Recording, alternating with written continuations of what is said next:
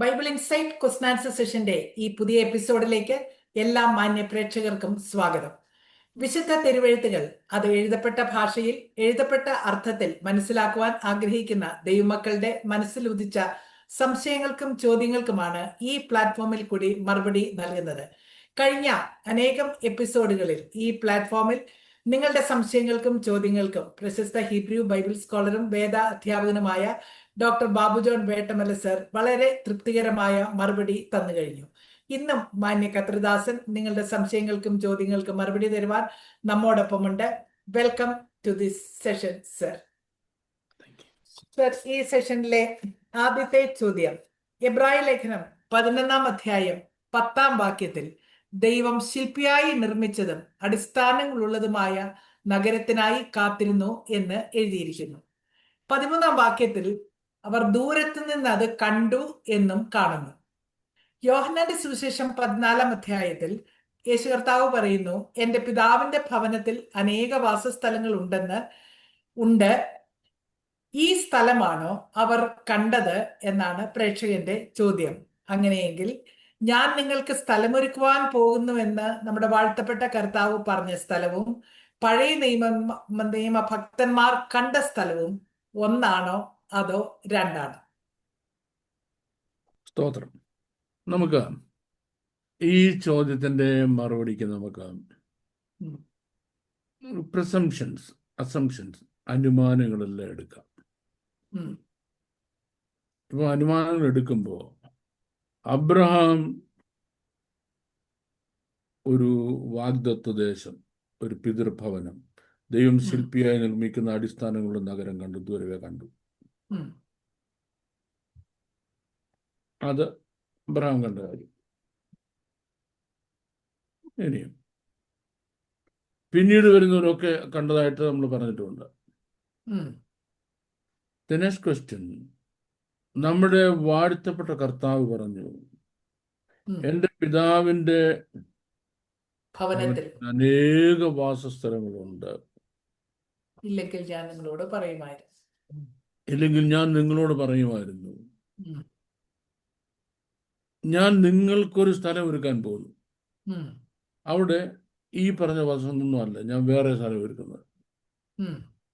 അതൊരുങ്ങി കഴിഞ്ഞ് പിന്നെയും വന്ന് ഞാൻ നിങ്ങളെ എൻ്റെ അടുക്കൽ ചേർത്തോളൂ. So what is that?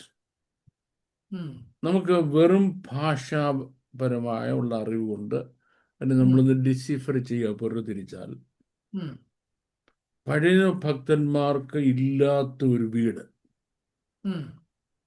പുതിയ നിയമസഭയ്ക്ക് ഉണ്ടെന്ന് നമ്മൾ അനുമാനിക്കണം. അതിനകത്തൊരു ജൂവിഷ് ബാക്ക്ഗ്രൗണ്ട് എടുക്കണം. കർത്താവ് പറഞ്ഞ ഒക്കെ ജൂവിഷ് ബാക്ക്ഗ്രൗണ്ട് ആണല്ലോ.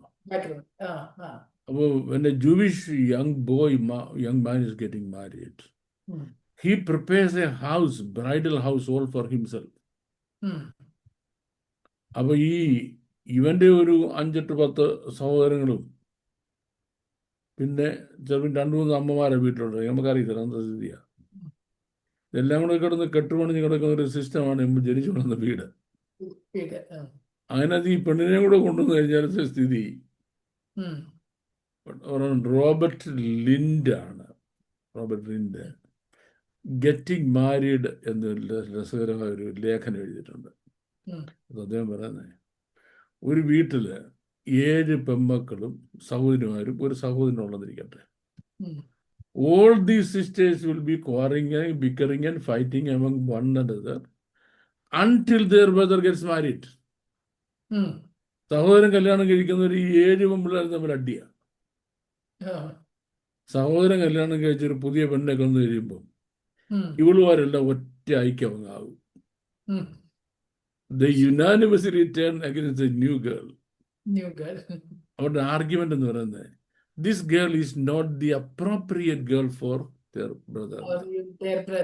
അല്ല, അവർക്ക് വേറെ സ്വഭാവദോഷം ഉണ്ടെന്നല്ല, ഇതിനോട് നല്ലൊരു പെണ്ണെ കിട്ടുമായിരുന്നു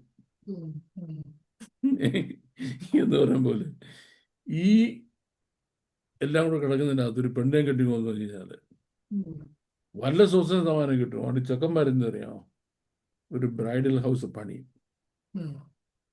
അങ്ങോട്ടേ കൊണ്ടുപോകത്തുള്ളൂ പെണ്ണിനെ. ഉം. കൂട്ടിക്കൊണ്ട് ഈ വീട്ടിലോട്ടല്ല കൊണ്ടുവരുന്നത്. ഉം. ഇനി what's going to happen later on ഉം. ഇറ്റ്സ് എ ഡിഫറെന്റ് ടോപ്പിക്സ്, ഓരോ ഫാമിലിയുടെയും സിറ്റുവേഷൻസ് വെച്ച്. ഉം. നമുക്കിനി സ്വർഗത്തിൽ നമ്മുടെ കാര്യം പറയാം. ഉം. നമ്മൾ സ്വർഗത്തിൽ ചെല്ലുമ്പോൾ നമ്മുടെ 3.5 വർഷത്തെ മണിയറവാസം എന്ന് പറയുന്നത് കർത്താവ് നമുക്ക് വേണ്ടി ഒരുക്കുന്ന വീട്ടിലാണ്. ഉം. ഫിനിഷ്ഡ്. ഉം.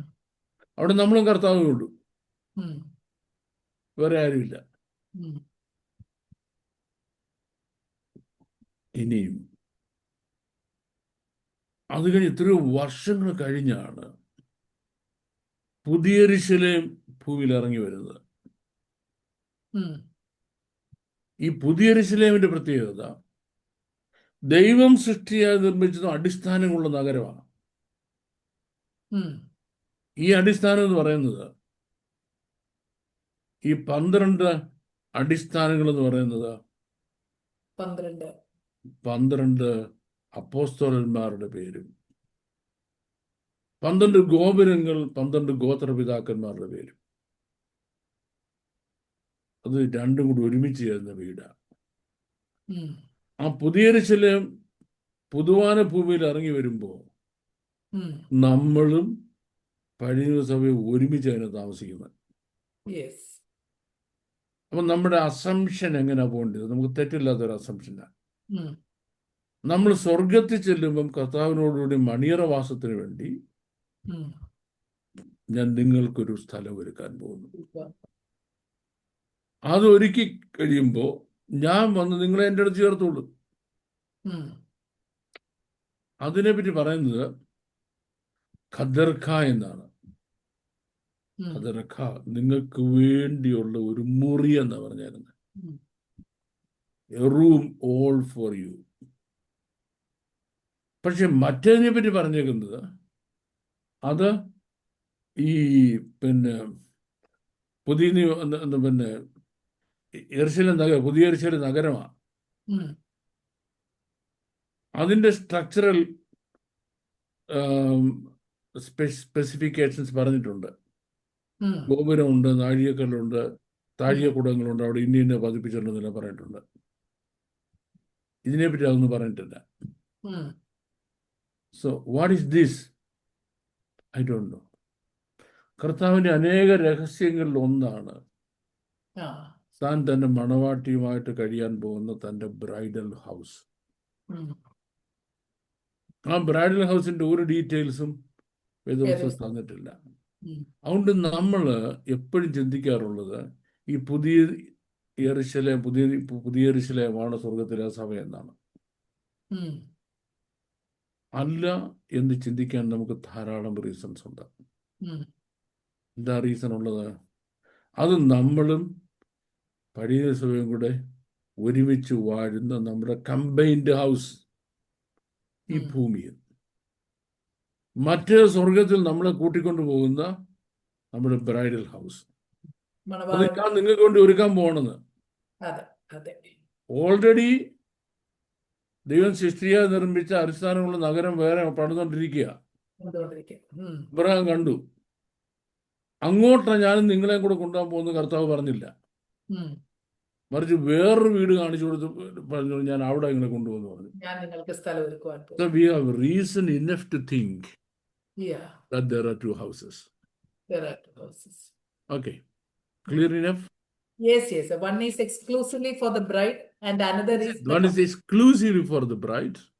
Yeah. The other is inclusive. Yeah. Yes. All saints Right. and saints. Yeah. Thank Thank you very much, sir. അടുത്ത ചോദ്യം, സങ്കീർത്തനം 2:7 നീ എന്റെ പുത്രൻ, ഇന്ന് ഞാൻ നിന്നെ ജനിപ്പിച്ചിരിക്കുന്നു എന്ന് എഴുതിയിരിക്കുന്നു. ഈ നിയമത്തിൽ 3 സ്ഥലങ്ങളിൽ ഇത് 3 വ്യത്യസ്ത കാര്യങ്ങൾ പറയുവാൻ ഉദ്ധരിച്ചിരിക്കുന്നു. അപ്പോസ്തല പ്രവൃത്തി 13-ാം അധ്യായം 33-ാം വാക്യത്തിൽ യേശുക്രിസ്തുവിന്റെ പുനരുത്ഥാനത്തെയും, എബ്രായ ലേഖനം 1-ാം അധ്യായം 5-ാം വാക്യത്തിൽ യേശുക്രിസ്തുവിന്റെ ദൈവപുത്രത്വത്തെയും, എബ്രായ ലേഖനം 5-ാം അധ്യായം 5-ാം വാക്യത്തിൽ യേശുക്രിസ്തുവിന്റെ മഹാപൗരോഹിത്യത്തെയും കാണിക്കുന്നു. ഇതിനെ ഒന്ന് വിശദീകരിക്കാം. അതാണ് പ്രേക്ഷകന്റെ ചോദ്യം. ഓക്കെ, മാമ എന്നെ ഹെൽപ്പ് ചെയ്യണേ. എനിക്ക് യെസ് വായിക്കാൻ ഇച്ചിരി ബുദ്ധിമുട്ടുള്ളതുകൊണ്ട്. Yes yes if yes you got a definitely. Bible with you, yes. 2 സങ്കീർത്തനം 7 വാക്യം. ഓക്കെ. 2 സങ്കീർത്തനം 7 വാക്യത്തിൽ നീ എൻ്റെ പുത്രൻ, ഇന്ന് ഞാൻ നിന്നെ ജനിപ്പിച്ചിരിക്കുന്നതാണ്. ഞാനൊരു നിർണയം പ്രസ്താവിക്കുന്നു. ഉം, യഹോവ എന്നോട് അരുളി ചെയ്തത്, ഉം. നീ എൻ്റെ പുത്രൻ, ഇന്ന് ഞാൻ നിന്നെ ജനിപ്പിച്ചിരിക്കുന്നു. യെസ്, നീ എൻ്റെ പുത്രൻ, ഇന്ന് ഞാൻ നിന്നെ ജനിപ്പിച്ചിരിക്കുന്നുള്ളത് ആ, ഹയോം എലദിറ്റിക്ക. അത് മുമ്പ് നമ്മൾ പറഞ്ഞിട്ടുള്ളത്. അതെ അതെ. ഭൂമിയിൽ ദൈവാധിപത്യം എന്ന ആ സാമ്രാജ്യം സ്ഥാപിക്കുന്നതിൻ്റെ ഉം, ചക്രവർത്തിയായിട്ട് ഞാൻ നിന്നെ അഭിഷേകം ചെയ്യുന്നു. ശരി. അതാ അവിടുത്തെ അർത്ഥം. അതെ. ഇനി നമുക്ക് പിന്നെ അപ്പോസ്തല പ്രവൃത്തിയിലൂടെ വന്നാട്ടെ. അപ്പോസ്തല പ്രവൃത്തി 13-ാം അധ്യായം 33-ാം വാക്യം. അപ്പോസ്തല പ്രവൃത്തി 13:33. നീ എൻ്റെ പുത്രൻ, ഇന്ന് ഞാൻ നിന്നെ ജനിപ്പിച്ചു എന്ന് 2-ാം സങ്കീർത്തനത്തിൽ എഴുതിയിരിക്കുന്നുവല്ലോ. ബാക്കി വായിച്ചു. ഇനി ദ്രവത്വത്തിലേക്ക് തിരിയാതെ വണ്ണം അവൻ അവനെ മരിച്ചവരിൽ നിന്ന് എഴുന്നേൽപ്പിച്ചതിനെ കുറിച്ച് അവൻ, ദാവീദിന്റെ സ്ഥിരമായുള്ള വിശുദ്ധ കൃപകളെ ഞാൻ നിങ്ങൾക്ക് നൽകും എന്ന് പറഞ്ഞിരിക്കുന്നു. മറ്റൊരു സങ്കീർത്തനത്തിലും നിന്റെ പരിശുദ്ധനെ ദ്രവത്വം കാണുവാൻ നീ വിട്ടുകൊടുക്കുകയില്ല എന്നും പറയുന്നു. ദാവീദ് തന്റെ തലമുറയിൽ ദൈവത്തിന്റെ ആലോചനയ്ക്ക് ശുശ്രൂഷ ചെയ്ത ശേഷം നിദ്ര പ്രാപിച്ച് തന്റെ പിതാക്കന്മാരോട് ചേർന്ന് ദ്രവത്വം കണ്ടു. ദൈവം ഉയർത്തെഴുന്നേൽപ്പിച്ചവനോ ദ്രവത്വം കണ്ടില്ല. ആകയാൽ സഹോദരന്മാരെ, ഇവൻ മൂലം നിങ്ങളോട് പാപമോചനം അറിയിക്കുന്നു എന്നും മോശയുടെ ന്യായപ്രമാണത്താൽ നിങ്ങൾക്ക് നീതീകരണം വരുവാൻ കഴിയാത്ത സകലത്തിൽ നിന്നും വിശ്വസിക്കുന്ന ഏവനും ഇവനാൽ നീതീകരിക്കപ്പെടുന്നു എന്നും നിങ്ങൾ അറിഞ്ഞുകൊള്ളുവീൻ. അവിടെ ഒരു ഒരു റീപ്ലേസ്മെന്റ് തിയറിയാണ് വരുന്നത്. എന്ന് പറയുമ്പോൾ മോശയുടെ ന്യായപ്രമാണം, അതിൽ നിങ്ങൾ പൂർണ്ണ നീതീകരണം കിട്ടുന്നില്ല. പഴയത്തിലെ ആചാരങ്ങൾ, ആരാധനകൾ, ക്രമങ്ങൾ പൂർണ്ണമായി നീതീകരിക്കപ്പെടുന്നില്ല. But here comes somebody from the same root. Old Testament അതേ റൂട്ടിൽ നിന്ന് വേറൊരാൾ വരിക. Now this man, this person, this Jesus, this God, this Christ can give you everything that your existing doctrines or belief or religion cannot give. നിങ്ങളുടെ existing റിലിജിയന് നിങ്ങൾക്ക് തരാൻ കഴിയാത്ത മുഴുവനും ഇവിടെ ലഭിക്കുന്നു. അതൊരു റീപ്ലേസ്മെന്റ് ആണ്. നിങ്ങൾ ഇനി അതിന്റെ പുറകെ പോകണ്ട, ഈ പുതിയതിലേക്ക് വന്നാൽ മതി എന്നാ. 2-ാം സങ്കീർത്തനത്തിന്റെ വാക്യമായിട്ട് അതിന് ഒരു കണക്ഷനും ഇല്ല. പക്ഷെങ്കിൽ കണക്ഷൻ ഉണ്ടോ എന്ന് ചോദിച്ചാൽ ഉണ്ട്. എങ്ങനെ? ഇനി നിങ്ങൾ ദൈവാധിപത്യത്തിന്റെ കീഴിലാണ് വരേണ്ടത്. അപ്പം ആ ചക്രവർത്തിയുടെ കീഴിൽ നിങ്ങൾ വരണം. ഇനി നിങ്ങൾ ദൈവാധിപത്യത്തിന് ചക്രവർത്തിയുടെ കീഴിൽ വരണം എന്നുള്ള മെസ്സേജ് അവിടെ ക്ലിയർ ആയിട്ട് വരിക. അബ്സല്യൂട്ട്ലി ക്ലിയർ ആയിട്ട്. ഓക്കെ, ഇനി അടുത്ത എവിടുന്ന വെച്ച് റോമാലേഖനത്തിൽ നിന്നോ? എബ്രായ ലേഖനം 1-ാം അധ്യായം 5-ാം വാക്യം. 1-5 എത്തിക്കുന്നില്ല. യെസ്. നീ എൻ്റെ പുത്രൻ, ഞാൻ ഇന്ന് നിന്നെ ജനിപ്പിച്ചിരിക്കുന്നു എന്നും ഞാൻ അവന്റെ പിതാവും അവൻ എനിക്ക് പുത്രനുമായിരിക്കും എന്നും ദൂതന്മാരിൽ ആരോടെങ്കിലും വല്ലപ്പോഴും അരുളി ചെയ്തിട്ടുണ്ടോ? ആദ്യജാതനെ പിന്നെയും ഭൂതലത്തിലേക്ക് പ്രവേശിപ്പിക്കുമ്പോൾ ദൈവത്തിന്റെ സകല ദൂതന്മാരും അവനെ നമസ്കരിക്കണം എന്ന് താൻ അരുളി ചെയ്യുന്നു. അവൻ കാറ്റുകളെ തന്റെ ദൂതന്മാരും അഗ്നിജ്വാലയെ തന്റെ ശുശ്രൂഷകന്മാരും ആക്കുന്നു എന്ന് ദൂതന്മാരെ കുറിച്ച് പറയുന്നു. പുത്രനോടോ, ദൈവമേ, നിന്റെ സിംഹാസനം എന്നും എന്നേക്കുമുള്ളത്, നിന്റെ രാജത്വത്തിന്റെ ചെങ്കോൽ നേരുള്ള ചെങ്കോൽ. നീ നീതിയെ ഇഷ്ടപ്പെടുകയും ദുഷ്ടതയെ ദ്വേഷിക്കുകയും ചെയ്തിരിക്കയാൽ ദൈവമേ, നിന്റെ ദൈവം നിന്റെ കൂട്ടുകാരിൽ പരമായി നിന്നെ ആനന്ദ തൈലം കൊണ്ട് അഭിഷേകം ചെയ്തിരിക്കുന്നു എന്നും, കർത്താവെ, നീ പൂർവകാലത്ത് ഭൂമിക്ക് അടിസ്ഥാനമിട്ടു, ആകാശവും നിന്റെ കൈകളുടെ പ്രവൃത്തിയാകുന്നു. അവ നശിക്കും, നീയോ നിലനിൽക്കും. അവയെല്ലാം വസ്ത്രം പോലെ പഴകിപ്പോകും, ഉടുപ്പ് പോലെ നീ അവയെ ചുരുട്ടും. വസ്ത്രം പോലെ അവ മാറിപ്പോകും, നീയോ അനന്യൻ, നിന്റെ സംവത്സരങ്ങൾ അവസാനിക്കുകയുമില്ല എന്നും പറയുന്നു. ഞാൻ നിന്റെ ശത്രുക്കളെ നിനക്ക് പാദപീഠമാക്കുമ്പോൾ നീ എന്റെ വലത്തുഭാഗത്തിരിക്ക എന്ന് ദൂതന്മാരിൽ ആരോടെങ്കിലും വല്ലപ്പോഴും അരുളി ചെയ്തിട്ടുണ്ടോ? അവരൊക്കെയും രക്ഷ പ്രാപിപ്പാനുള്ളവരുടെ ശുശ്രൂഷയ്ക്ക് ഐക്യപ്പെടുന്ന സേവകാത്മാക്കളല്ലയോ? ഇവർ 2-ാം സങ്കീർത്തനത്തിലെ അവിടെ പറഞ്ഞിരിക്കുന്നതിന്റെ എക്സ്പാൻഷനാണ് ഇവിടെ നമ്മൾ കണ്ടത്. 2-ാം സങ്കീർത്തനത്തിൽ ഒരു 2 വാക്യത്തിൽ ഒതുക്കി. ഇവിടെ വന്നപ്പം അത് എക്സ്പാൻഡ് ചെയ്ത് കൊടുത്തു. The same situation, the same thing, no difference. ഇനി അടുത്ത വാക്യം ഏതാ? എബ്രായ ലേഖനം 5-ാം അധ്യായം 5-ാം വാക്യം. അവണ്ണം ക്രിസ്തുവും മഹാപുരോഹിതനാകുവാനുള്ള മഹത്വം സ്വതവേ എടുത്തിട്ടില്ല. നീ എന്റെ പുത്രൻ, ഇന്ന് ഞാൻ നിന്നെ ജനിപ്പിച്ചിരിക്കുന്നു എന്ന് അവനോട് അരുളി ചെയ്തവൻ അവന് കൊടുത്തതത്രേ. അങ്ങനെ മറ്റൊരിടത്തും നീ മൽക്കീസേദെക്കിന്റെ ക്രമപ്രകാരം എന്നേക്കും ഒരു പുരോഹിതനെന്നും പറയുന്നു. ക്രിസ്തു തന്റെ ഐഹിക ജീവകാലത്ത് തന്നെ മരണത്തിൽ നിന്ന് രക്ഷിപ്പാൻ കഴിയുന്നവനോട് ഉറച്ച നിലവിളിയോടും കണ്ണുനീരോടും കൂടെ അപേക്ഷിക്കുകയും അഭയയാചനയും കഴിക്കുകയും ഭയഭക്തി നിമിത്തം ഉത്തരം ലഭിക്കുകയും ചെയ്തു. പുത്രനെങ്കിലും താൻ അനുഭവിച്ച കഷ്ടങ്ങളാൽ അനുസരണം പഠിച്ച് തികഞ്ഞവനായി തന്നെ അനുസരിക്കുന്ന ഏവർക്കും നിത്യരക്ഷയുടെ കാരണഭൂതനായി തീർന്നു. മൽക്കീസേദെക്കിന്റെ ക്രമപ്രകാരം മഹാപുരോഹിതൻ എന്നുള്ള നാമം ദൈവത്താൽ ലഭിച്ചുമിരിക്കുന്നു. അത് ഇതിനെയും നമ്മൾ ഈ പറഞ്ഞ കാര്യത്തിന്റെ ഹയർ എക്സ്പ്ലനേഷനാണ്. ദാറ്റ് മീൻസ് 2 പേഴ്സണാലിറ്റീസ്, 2 പോർട്ട്ഫോളിയോസ് ഒരുമിച്ച് കർത്താവിലുണ്ട്. Is king as well as priest. രാജാവും മഹാപുരോഹിതനാണ്. നമ്മൾ ഇത്രയും കണ്ട എല്ലായിടത്തും മഹാപുരോഹിതനായത് എങ്ങനെയാന്ന് പറഞ്ഞിട്ടുള്ളൂ, രാജാവായതിനെ പറ്റി പറഞ്ഞിട്ടില്ല. ഇവിടെ രാജാവ് മഹാപുരോഹിതനാകുക. അപ്പം അതെങ്ങനെയാ സംഭവിച്ചത്? How did it happen? It's A rather long explanation. അത് ക്രിസ്തു തൻ്റെ ഐഹിക ജീവിതകാലത്ത് തന്നെ മരണത്തിൽ നിന്ന് രക്ഷിപ്പാൻ പ്രാപ്തനായവനോട്, കഴിയുള്ള ആളിനോട് ഉറച്ച നിലവിളിയോടും കണ്ണുനീരോടും കൂടെ പ്രാർത്ഥനയും അഭയാചനയും കഴിച്ചു. അവിടെ വരെ നിർത്താൻ പോവാം. അയ്യോ എന്നെ കൊല്ലല്ലേ കൊല്ലല്ലേ കൊല്ലല്ലേ കൊല്ലല്ലേ കൊല്ലല്ലേ എന്ന് 33 വർഷവും കരഞ്ഞെന്ന് നമ്മൾ വഴി വായിക്കുമ്പം യേശു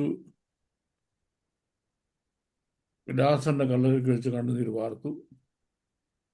യേശു നഗരത്തെ കണ്ടപ്പോൾ അതിനെപ്പറ്റി കരഞ്ഞു. പിന്നെ യേശു ക്രൂശിൽ കരഞ്ഞു. ഈ 3 പ്രാവശ്യം യേശു കരഞ്ഞതായിട്ട് നമുക്കറിയത്തുള്ളൂ. അപ്പോൾ നമ്മുടെ ഒരു പ്രസംഗ വിഷയമാണ് കർത്താവ് കരഞ്ഞു എന്നുള്ളത്.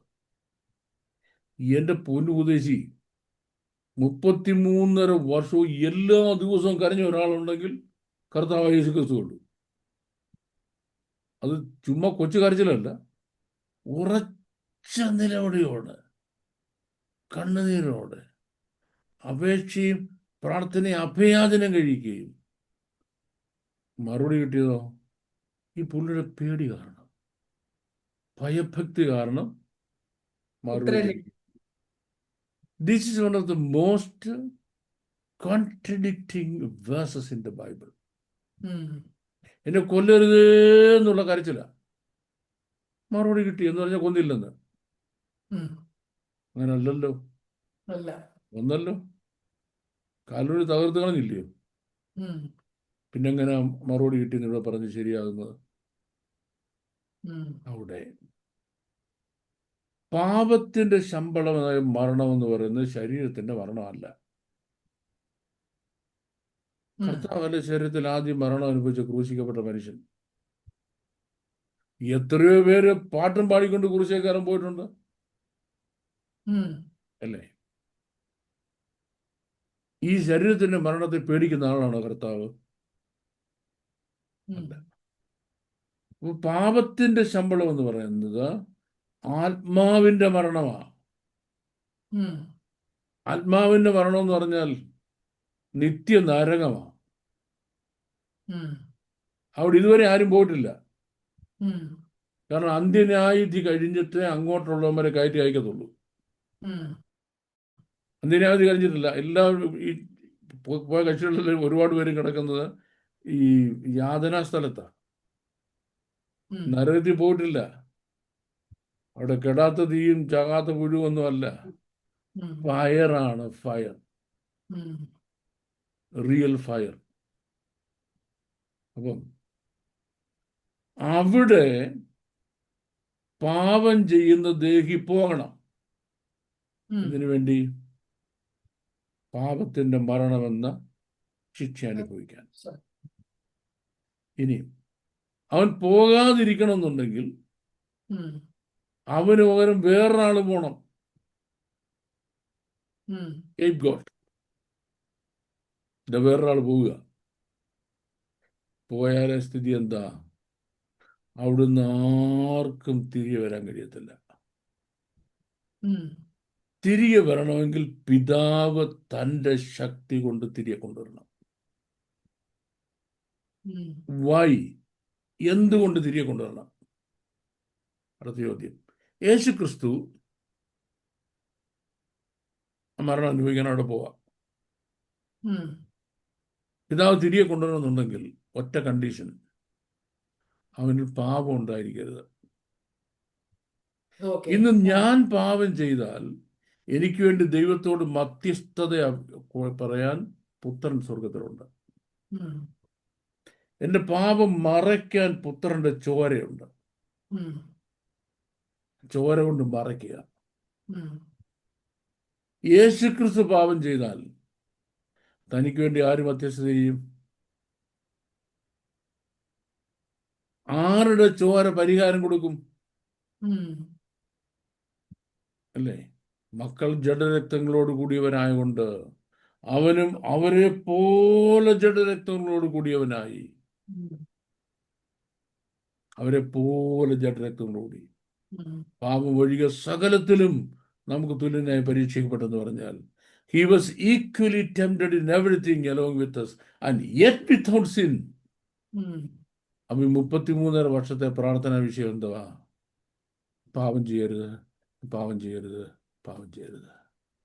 പാപം ചെയ്താൽ പിതാവിന് ഒരിക്കലും പുത്രനെ തിരിച്ചു വിളിക്കാൻ പറ്റത്തില്ല. ഓക്കേ. അതിന് പിന്നെ നീതിയില്ല. ഉം.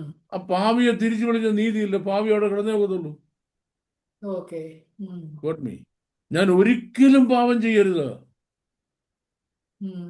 ഒരിക്കലും പാപം ചെയ്യരുത് എന്ന് പറഞ്ഞ് പിതാവിനോട് 33 വർഷം പ്രാർത്ഥിച്ചു. ആ പ്രാർത്ഥനയുടെ ഫലമായിട്ടാണ് എന്ത് ചെയ്യാൻ കഴിഞ്ഞത്? പാപം ചെയ്യാതെ ജീവിക്കാൻ കഴിഞ്ഞത്. ഉം. പാപം ചെയ്യാതെ ജീവിക്കാൻ കഴിയുന്നത് കൊണ്ട് ദൈവം തന്നെ ശക്തിയോടെ തിരിച്ചു വിളിച്ചു. ഉം. ജഡം സംബന്ധമായി ദാവീദിനെ സന്തതിയായിട്ട് ജനിക്കുകയും മരിച്ചിട്ട് ഉയർത്തെഴുന്നേറ്റിരിക്കാൻ വിശുദ്ധിയുടെ പ്രമാണം സംബന്ധിച്ച് ദൈവപുത്രൻ എന്ന് ശക്തിയോടെ തെളിയിക്കുകയും ചെയ്യപ്പെട്ടവൻ. റോമാലേഖനം 1-2 വാക്യം. അപ്പം കർത്താവ് 33 വർഷം അങ്ങനെ ജീവിച്ചു.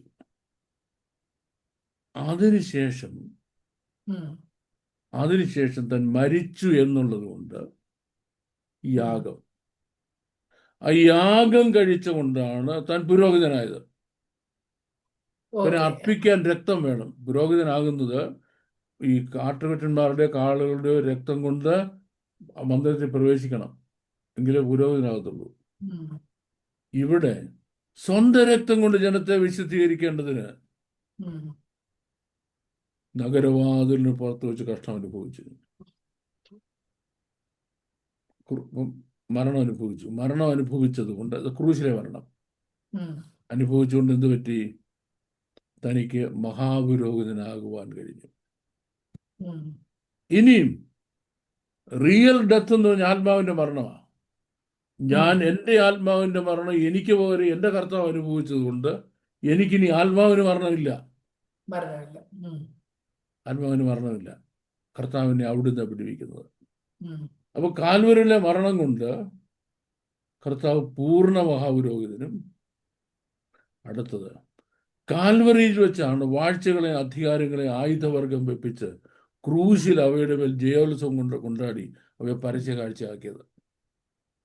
അപ്പൊ സാത്താനെ ജയിച്ചു, യുദ്ധം ജയിച്ച രാജാവായി. ഈ പ്രോസസ്സാണ്, ഈ ഇത്രയും പ്രോസസ്സിൻ്റെ ചുരുക്കത്തിലുള്ള ഒരു ഒരു ഒരു ഒരു റിമാർക്കാണ് രണ്ടാം സങ്കീർത്തനത്തിൽ വായിച്ചത്. രണ്ടാം സങ്കീർത്തനത്തിൽ പറഞ്ഞിരിക്കുന്ന കാര്യങ്ങളുടെ ഒരു ലാർജ് എക്സ്പ്ലനേഷനാണ് നമ്മൾ ഈ ലേഖനം മുഴുവൻ കാണുന്നത്. ഇനി വാക്യങ്ങളിലെല്ലാം ഉണ്ടോ? ഇല്ല ഇല്ല ഇല്ല, ഇത്രയേ ഉള്ളൂ. Very good question. വളരെ കോംപ്ലക്സ് ആയിട്ടുള്ള ഒരു വാക്യമാണ്. അബ്സല്യൂട്ട്ലി കോംപ്ലക്സ് എന്ന് പറഞ്ഞാൽ, അബ്സല്യൂട്ട്ലി കോംപ്ലക്സ് എന്ന് പറഞ്ഞാൽ, നമുക്ക് കർത്താവ് ക്രൂശിക്കപ്പെട്ടു. അതെ, ആ കർത്താവിൽ നമ്മൾ വിശ്വസിക്കുന്നു, നമുക്ക് രക്ഷയുണ്ട്. അതിനപ്പുറം ഒരാൾ ക്രൂശിൽ മരിച്ചു എന്നുകൊണ്ട് നീ എങ്ങനെ രക്ഷപ്പെടുന്നത്? കമോൺ, അതുകൊണ്ട് നീ എങ്ങനെ രക്ഷപ്പെടുന്നത്? വേറെ എത്രയോ പേര് ക്രൂശിൽ മരിക്കുന്നു, മരിച്ചിട്ടുണ്ട്. അതുകൊണ്ട് മറ്റുള്ളവർ രക്ഷ ഉണ്ടായിട്ടുണ്ടോ? ഇല്ലല്ലോ. അപ്പോ ഈ ക്രൂശിൽ സംഭവിച്ചതെന്ന് പറയുന്നത്, what happened on the cross, what happened on the crucifixion. നമ്മൾ തുടങ്ങേണ്ടത് ഗത്സമന മുതൽ ഗോൽഗോത്ത വരെയാണ്. ഗത്സമന മുതൽ ഗോൽഗോത്ത വരെയാണ്. ഗത്സമന വരെ മുതൽ തുടങ്ങി ഗോൽഗോത്ത വരെ നമ്മുടെ വാഴ്ത്തപ്പെട്ട കർത്താവിൻ്റെ ജീവിതത്തിൽ സംഭവിക്കുന്ന ഓരോ കാര്യങ്ങളും ചെറുതും വലുതും ഓരോന്നും നമ്മുടെ രക്ഷയ്ക്ക് നയിക്കുന്ന കാര്യങ്ങളാണ്. ഓരോന്നും നമ്മുടെ രക്ഷയ്ക്ക് വേണ്ടി ഉതകുന്ന കാര്യങ്ങളാണ്. ഈ ഗത്സമനായിൽ അവൻ്റെ വിയർപ്പ് നിലത്ത് വീഴുന്ന വലിയ ചോരത്തുള്ളികൾ പോലെയായിരുന്ന, രക്തവും വിയർത്തവൻ എന്ന് നമ്മൾ പറയുന്നു. അപ്പം അവിടെ ആ മെന്റൽ ആഗണി വന്നിട്ട് ഒരു ഇംപ്ലോഡിങ് ഓഫ് ദ വെസൽസ് ആണ് ഉണ്ടാകുന്നത്. നമ്മുടെ ഈ ബ്ലഡ് വെസൽസിന്റെ ഇംപ്ലോഡിങ്, എക്സ്പ്ലോഡ് ചെയ്യല്ല, ഇംപ്ലോഡ് ചെയ്യുക. ഇതുപോലെ ഈ ഗത്സമന എന്ന് പറഞ്ഞാൽ തന്നെ ഈ എണ്ണച്ചക്കെന്ന, ഇതിനകത്ത് ചക്കിനകത്ത് ഈ കുരുവിട്ട് ക്രഷ് ചെയ്യത്തില്ലേ, ഇടിച്ചെടുക്കുന്ന എണ്ണ കിട്ടുന്നതിന് വേണ്ടി. അത് സമാധാനയാഗത്തിന് അർപ്പിക്കാനാണ്. നമുക്ക് സമാധാനം ലഭിക്കാത്ത കാര്യങ്ങൾ നമുക്ക് സമാധാനം തരണം. അവൻ നമ്മുടെ സമാധാനം. അതിനുവേണ്ടി കരയുന്ന ചോരയാ ഗത്സമനയിലെ ചോരയെങ്കിൽ, പീലാത്തോസിന്റെ പ്രട്ടോരത്തിൽ അടിച്ചു തകർക്കുമ്പോ അടിപ്പിണറാൽ രോഗസൗഖ്യം വന്നെന്ന് പറഞ്ഞു. അത് ബോഡിലി ഹീലിംഗ് മാത്രമല്ല, that's only A part of it. Spiritual healing ആണ്. ആത്മീയ രോഗങ്ങളുടെ സൗഖ്യം. ആത്മീയ രോഗങ്ങളുടെ സൗഖ്യമായാലും നരകത്തിൽ പോകും. ഇനിയും ഗോൽഗൊഥായിലെ രക്തം എന്ന് പറയുന്നത്, ഗോൽഗൊഥായിലെ രക്തം ഒന്ന് ഈ ഇരുട്ടത്തുണ്ടല്ലോ, രാത്രിയിലെ സംഭവിക്കുന്ന ആർക്കും അറിയത്തില്ലല്ലോ. അവിടെയാണ് ആകാശത്തൂടെ കടന്നുപോയ ശ്രേഷ്ഠമഹാപുരോഹിതൻ. ഈ ശ്രേഷ്ഠമഹാപുരോഹിതൻ നിങ്ങളുടെ എവിടെ പോകുന്നത്? സ്വർഗത്തിലെ ആലയത്തിൽ പോവുക. ആലയത്തിൽ പോകുന്നതിന് ഈ രക്തം കൊണ്ട് നമ്മളെ ശുദ്ധീകരിക്കാൻ മാത്രമാണോ? ഈ സൃഷ്ടിയിൽ ഉൾപ്പെടാത്ത വലിപ്പം തികവുമായ വേറൊരു ആലയത്തിൽ കൂടെ പോയി അത് എന്നേക്കുള്ള വീണ്ടെടുപ്പ് സാധിപ്പിക്കാൻ. മനുഷ്യരാശിയുടെ മുഴുവൻ അതിനു മുമ്പും അതിനുശേഷവും ജീവിച്ചിരുന്ന എത്ര മനുഷ്യരുണ്ട് ഈ ഭൂമിയിൽ? അത്രയും പേരുടെ ലൈഫിന്റെ കോസ്റ്റ് എടുക്കാം, വില ഓക്കെ. എത്രയുണ്ടോ അതിനേക്കാൾ വലുതാണ് കുഞ്ഞാടിന്റെ രക്തം, ദൈവത്തിന്റെ രക്തം. ആ രക്തം അവിടെ കൊണ്ട് കെട്ടിയോണ്ട് ദൈവത്തിന്റെ കോടതിയിൽ, ഒന്ന് ദൈവത്തിന്റെ കോടതിയിൽ കെട്ടിവെച്ച് എന്നേക്കുമുള്ള വീണ്ടെടുപ്പ് സാധിപ്പിച്ചു. അപ്പൊ നോക്കിക്കോണേ, ഒരു പാവി എന്നെ രക്ഷിക്കണമെന്ന് പറയുമ്പോൾ ദൈവത്തിന്റെ കോടതിയിൽ നിന്നൊരു ചോര നമുക്ക് അവന് വേണ്ടി സംസാരിക്കാം. ഇവന്റെ വിലയാ, ജോന്റെ വിലയാ ഞാൻ. യെസ്. ഇനി ആ പാവിക്ക് ശുദ്ധീകരണം വേണം. ശുദ്ധീകരിക്കാൻ ദൈവത്തിന്റെ മന്ദിരത്തിൽ നിന്ന് ചോര സംസാരിക്കുക, അവനെ ശുദ്ധീകരിക്കണമെന്ന്.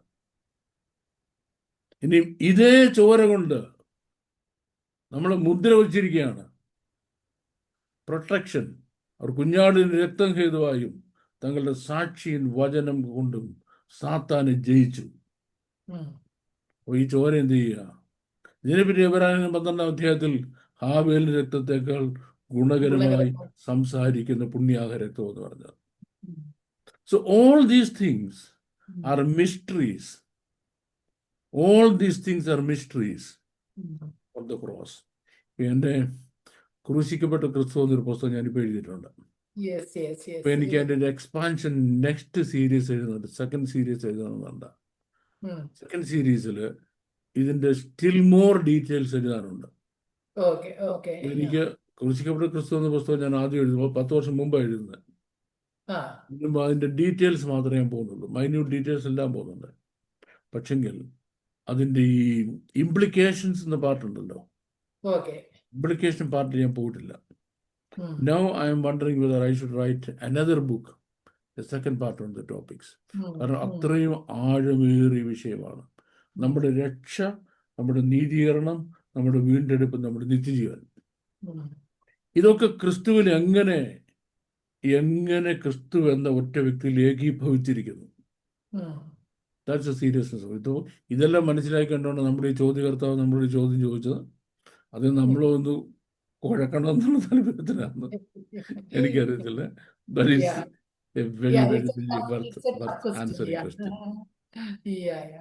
ഇതിനെ പറ്റി കൂടുതൽ പ്രതിപാദിച്ചിരിക്കുന്നത് എബ്രായ ലേഖനത്തിലാണല്ലോ. അതും വളരെ ടഫായിട്ടുള്ള ഒരു ടെക്സ്റ്റ് തന്നെയാണല്ലോ എബ്രായ ലേഖനത്തിൽ. അത് പറയാനുള്ള റീസൺസ് എന്ന് പറയുന്നതിന്റെ ഹിസ്റ്റോറിക്കൽ റീസണാണ്. ദ ഹിസ്റ്റോറിക്കൽ റീസൺസ് ബിഹൈൻഡ് എബ്രായ ലേഖനം. അത് നമുക്ക് വേറെ സമയത്ത് പറയാം. ഇപ്പൊ നമ്മൾ തുടങ്ങി കഴിഞ്ഞ് നിർത്താൻ പറ്റത്തില്ല. Okay sir, thank you very much. No problem. അടുത്ത ചോദ്യം. അതുകൊണ്ട് നിങ്ങളുടെ അടുക്കൽ വരുവാൻ ഞങ്ങൾ വിശേഷാൽ പൗലോസായ ഞാൻ 1-2 പ്രാവശ്യം വിചാരിച്ചു, എന്നാൽ സാത്താൻ ഞങ്ങളെ തടുത്തു. ഇതിന്റെ വിശദീകരണം എന്താണ്? വിശദീകരണം ഇത്രേ ഉള്ളേ. ഈ തെസ്സലോനിക്കയില് ശുശ്രൂഷിച്ചുകൊണ്ടിരിക്കുക പൗലോസ്. തെസ്സലോനിക്കയില് ചർച്ച് വന്നൊരു 3 മാസം കൊണ്ടായപ്പോഴേക്ക്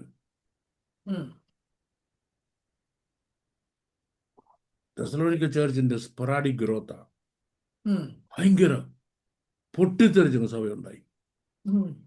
അത് വിശ്വാസികളോ, ഇതുപോലെ നല്ല വിശ്വാസികൾ സഭയരത്തിലില്ല. പെട്ടെന്ന് യഹൂദന്മാര് പൗലോസിനെതിരായിട്ട് കള്ളക്കേസ് കൊടുത്തു. കള്ളക്കേസ് കൊടുത്തപ്പം പൗലോസിനെ അറസ്റ്റ് ചെയ്തിരിക്കാൻ വേണ്ടി സഭാവിശ്വാസികൾ ഒരാൾ പോയി ജാമ്യം നിന്നു. ജാമ്യം നിന്നപ്പം ഇവര് കേസ് ഘടിപ്പിച്ചാൽ പൗലോസിനെ കോടതിയിൽ ഹാജരാക്കണം. അങ്ങനെ സംഭവിച്ച പ്രശ്നമാകും. അതുകൊണ്ട് എന്ത് ചെയ്തു? രായ്ക്ക് രാമാൻ ഒരാളോടും പറയുന്നത് അവിടെ നാട് വിട്ടു. നാട് വിട്ടാണ് കറങ്ങി കൊരിന്തിൽ വരുന്നത്. കൊരിന്തിൽ നിന്ന് പല പ്രാവശ്യം തെസ്സലോനിക്ക ചെന്ന് വിശ്വാസികളെ കാണണമെന്ന് ആഗ്രഹിച്ചു. കാരണം അതിൻ്റെ റീസൺ ഉണ്ട്. സഭാചരിത്രത്തിൽ ഏറ്റവും കൂടുതൽ പെർസിക്യൂഷൻസ് വിധേയമായ സഭ അതാണ്. അപ്പൊ അവരെ ചെന്ന് കണ്ട് ആശ്വസിപ്പിക്കണം. തിമോഥെയോസിനെ 2 പ്രാവശ്യം അവിടെ അയച്ചു, എന്നാലും നേരിട്ട് കാണണം. നേരിട്ട് കാണാൻ ശ്രമിച്ച ഓരോ ശ്രമവും പരാജയപ്പെട്ടു. ആ അത് അതിൻ്റെ ഹിസ്റ്റോറിക്കൽ ബാക്ക്ഗ്രൗണ്ട്. ഉം. ഇനി അതിൻ്റെ ഒരു തിയററ്റിക്കൽ ബാക്ക്ഗ്രൗണ്ട് എന്ന് പറയുമ്പോൾ, കർത്താവിൻ്റെ വേലയിൽ നമ്മൾ ചെയ്യാൻ ശ്രമിക്കുന്ന എല്ലാ ശ്രമങ്ങളും ഓക്കെ. തടസ്സപ്പെടുത്താൻ സാത്താൻ്റെ പോരുണ്ട്. ഉം. പാവപ്പെട്ട എൻ്റെ എത്രയോ മീറ്റിങ്ങുകൾ ഞാൻ ഉം. ലാസ്റ്റ് മിനിറ്റ് ചെന്നില്ല, കാരണം കൊളാപ്സായി. എനിക്ക് ഉം. അൺവോണ്ട് വെച്ചിരിക്കുക. ഉം. സെയിം ടൈം ഞാനിവിടെ കാർഡിയാക് യൂണിറ്റിൽ കിടക്കുക, ഹോസ്പിറ്റലിൽ. ഉം. പക്ഷെ എനിക്കൊരു തോന്നലുണ്ടായിരുന്നു എനിക്ക് അഥവാ പ്രോബ്ലം ഉണ്ടാകുമെന്ന്. നേരത്തെ എൻ്റെ ഒരു ഫ്രണ്ടിനെ വിളിച്ചു പറഞ്ഞു, ശങ്കര ഞാൻ വരത്തില്ല, ശങ്കരനോട് പ്രസംഗിക്കണമെന്ന് പറഞ്ഞു. ഉം. ശങ്കരൻ ഭാഷ എൻ്റെ ഒരു ഫ്രണ്ടുണ്ട്. ഉം. ഞാൻ പറഞ്ഞു അങ്ങനെ സംഭവിക്കും, അങ്ങനെ എല്ലാ ഉം. ദൈവങ്ങളും സംഭവിക്കും. കാരണം നമ്മൾ ജീവിക്കുന്നത് നമ്മുടെ കൺട്രോളിലുള്ള ഭൂമിയിലല്ലല്ലോ. അതെ അതെ. സാത്താൻ സാത്താന്റെ നിയന്ത്രിക്കുന്ന ഭൂമിയിലല്ലേ നാം താമസിക്കുന്നത്. അതെ. തീർച്ചയായിട്ടും നമ്മുടെ ശുശ്രൂഷയ്ക്കെതിരായിട്ട് അങ്ങനെയുള്ള റെസിസ്റ്റൻസ് ഉണ്ടാകും. ബട്ട് ഞാൻ ആദ്യം പറഞ്ഞ ഹിസ്റ്റോറിക്കൽ റീസണാണ് ഇതിൻ്റെ പിന്നിലേത്. ഉം. Thank you. ഓ- നമ്മൾ ടൈം ഓവറായി. ഓക്കെ.